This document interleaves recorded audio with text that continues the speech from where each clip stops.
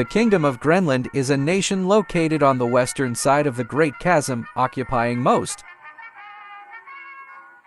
of the areas southwest of the hemisphere and west up until the Chasmerican frontier. Greenland is a direct successor state to the Kingdom of Ireland, who had a large percentage of its people flee across the chasm sometime after being conquered by Vogray during the Expansion War. After several generations of rebuilding, Greenland has become a formidable nation in terms of size, resources, and technological advances. Though it remains to be seen if they will triumph over their old enemy, the people of Greenland are determined to reclaim their homeland in the current war.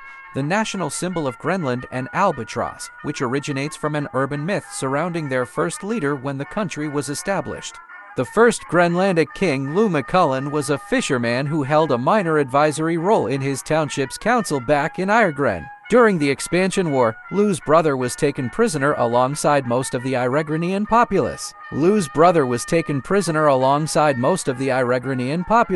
After the war's conclusion, MacCullen became an underground rebel leader who laid most of the groundwork for what made the Turngray insurrection possible. The newly appointed King MacCullen's airship was one of the first to reach dry land once crossing the Great Chasm, which according to legend became apparent once the king spotted flocks of albatross flying alongside his vessel. Ever since, the seafaring bird has been the Greenlandic symbol of renewed prosperity and unbreaking hope.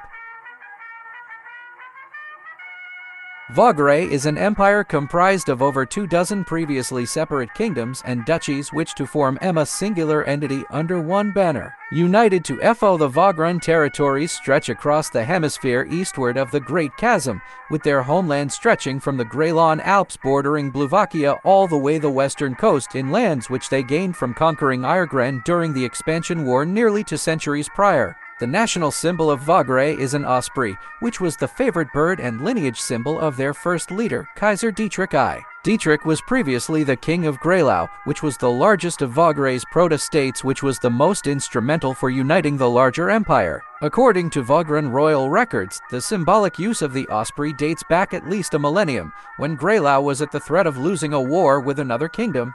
They were allegedly saved from defeat during a crucial battle when a messenger bird and osprey was able to send a letter calling for assistance. Ever since, the osprey has remained an icon of the Vogran people's fortitude, flying vigil over the land and its people. Roughly 165 years before the current war, the Kingdom of Ireland was making large advances into the research and application of stration gas.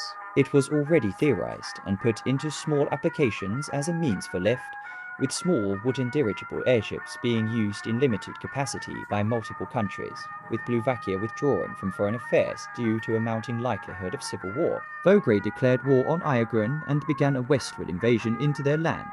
With Slovakia withdrawing from foreign affairs due to a mounting likelihood of civil war, Vogray declared war on Ireland and began a westward invasion into their land. The empire had only come into existence less than a decade prior, and Vogray's first leader, Kaiser Dietrich I, refused to see it fall into ruin so soon.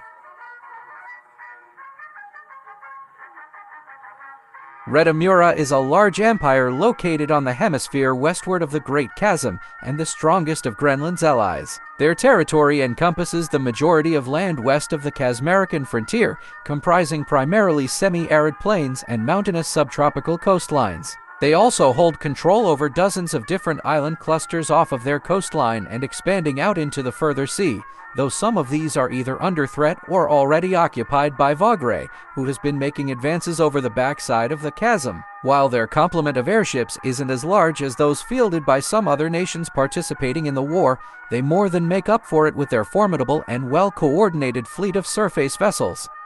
The national symbol of Redamura is the sakura, prominently displayed on their flag and throughout their armed forces. The sakura has been in use since the old clan of House Yoshida, who used it as the symbol of their clan, established the empire, following their victory during the Redamuran unification war centuries prior. Redamuran citizens and nobility alike will claim that the cherry blossom is allegory for their empire's unity. Up until a few centuries ago, Redamura was wholly composed of constantly warring clans that sought to expand their influence over their rivals. All of the clans had at least one attempt at conquest made against them, as did they all house had scores of warriors and servants who would do anything to cement their masters as the ruling power of the land, operating on a strict code of honor and loyalty.